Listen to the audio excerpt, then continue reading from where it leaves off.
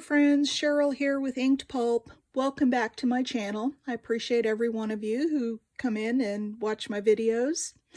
I want to start a series called the 12-minute tip.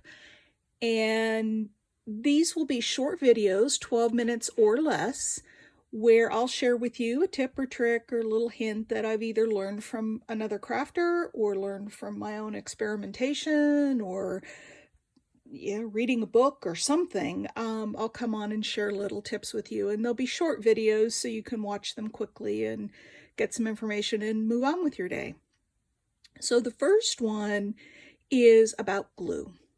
And how often have you made a piece, whether it's a tag or a journal page or pocket or whatever it is, only to come back the next day or later after the glue's all dry and find a glue spot? And there's really not a lot you can do about it because it's already dried. Now, if you catch it before it dries, sometimes you can, take a paper towel and wipe it up, or a baby wipe. But even then, if you wipe it up, a lot of times it will leave a residue behind, and there's really not a lot you can do about that. So I have a trick for that, and it's called the glue eraser. So this little glue eraser is just a rubber. It's very, flexible. It's a rubber eraser. It doesn't erase things like pencil and all of that. It's strictly for glue. And we'll use it on some different pieces here where I have some glue overage or seepage that I want to get rid of. So this is what we're going to talk about today. I will tell you that I have tried it on art glitter glue. I have tried it on Fabri-Tac, and I have used it on my Scotch Create glue stick. This is the one I happen to use. I haven't tried it on things like Mod Podge or PVC glue, Elmer's glue, tacky glue, but I'm assuming that it would work really on any kind of glue. So let me move some of these pieces out of the way here. And the first piece, you can see here that I've got, and I'll tip it so I think you can see that.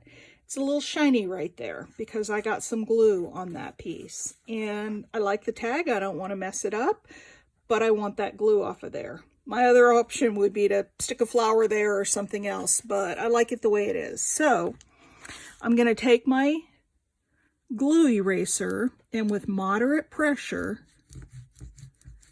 I'm just gonna, I'm not pressing super hard. I'm just rubbing over that glue area until I see that the glue is gone. And there it is. Now, it still looks a little bit shiny to me. So now remember, I made this tag a long time ago, so it's dried really hard. So if it doesn't come off completely the first time, do it again, check it for the shine, and so I got one little spot right here. But just keep rubbing it off until you get it. But what you see here is that the glue is gone, and I haven't marred the paper. The paper is just fine. Oops, I've got another little spot right up here on this red flower. Now, I have also used it over the top of, like I have edged this flower, I have inked the edges. It doesn't mess with that. So I'm going right over the top of those inked edges, and as you can see here, the glue is gone, the edges are still inked. So you can kind of look at your pieces, and if you want to get really picky, I've got a little glue right here along the seam. Sometimes I'll really go to town on this thing, but that's probably not that big a deal. So that's one example. The second example is this little pocket that I made, and I got some glue here. I think you can see that on the backing. So again, moderate pressure.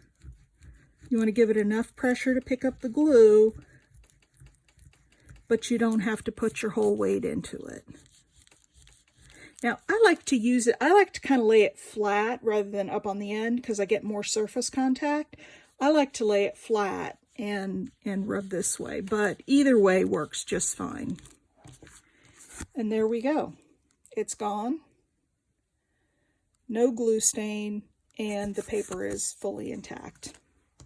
Now, one thing you'll notice as you're using the glue eraser is that it will get these black gummed up areas, and that's just the glue that you've rubbed off. You can take a pair of scissors and trim off those areas. A little bit's not going to hurt anything, but if you get the great big glue globs on there, you can, sometimes they'll stay behind on your piece, but again, you can rub them right off with the glue eraser. All right, the last piece that I want to show you is this lace that I've glued onto this piece of paper. And I did this with Fabri-Tac. And let's see if you can see this here. You see where it's real shiny right there, where I got some glue there. And I think there's even a little bit of glue on the back side here. So I've got glue on both sides. Now, normally this would be probably glued down to a much more substantial piece, and it would be easier to rub the glue off. So I'm going to try not to crumple this little sheet of paper. I did this just for an example, but again, this is the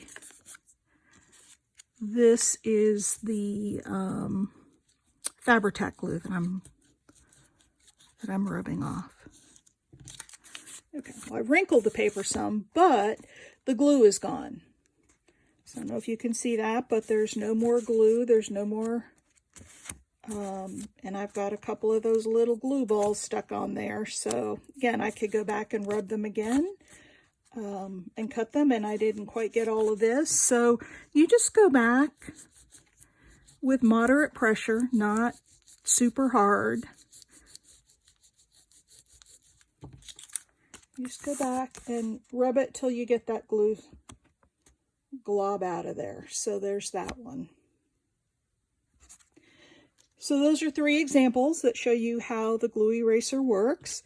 Again, they're very handy. I have 2 of them actually, and I keep them at hand at all times so that I can clean up as I go. Now, where can you get these? You can certainly get them on Amazon, and I will put a link in the description. You can also get them at Michael's, at Hobby Lobby. I got mine at the Dollar Tree. If your Dollar Tree sells craft supplies, you can find these there. But I will put a link in Amazon. They're not very expensive at all. A couple bucks, I think. They're very inexpensive, certainly. And if you have Prime, you get free shipping. So certainly worth the investment. And that is today's 12-minute tip. So if you like this video, please give me a thumbs up, and please put a comment and let me know whether you like this type of thing and you'd like to see more of it. And if you'd like to follow me, you can find my links to Instagram and to my Etsy store in the description below.